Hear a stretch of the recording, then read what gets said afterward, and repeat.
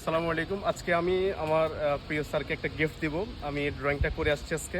আসলে সচরাচর আমি ড্রয়িং করি। আপনারা দেখছেন আমার আইডিতে দেখছেন। তো এই হচ্ছে স্যারের ড্রয়িংটা আর ওনাকে আমি দিচ্ছি গিফট।